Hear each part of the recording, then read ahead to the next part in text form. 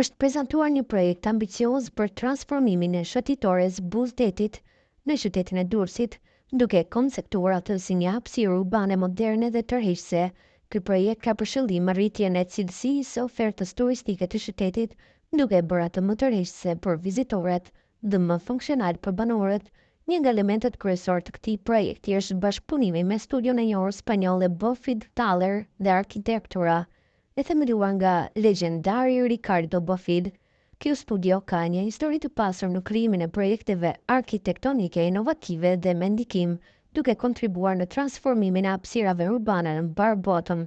Projekti i ri do të përfshijë ndërtimin e strukturave moderne dhe funksionale, si dhe krijimin e hapësirave të zgjedhura dhe të aksesueshme për publikun. Kjo do të kontribuojë në përmirësimin e infrastrukturës urbane dhe në ofrimin e mundësive të reja për aktivitete rekreative dhe kulturore. Përveç aspekteve estetike dhe funksionale, ky projekt ka një rëndësi të veçantë për zhvillimin ekonomik të Durrësit, përmirësimin e shëtitores dhe krijimin e mjedisit tërheqës.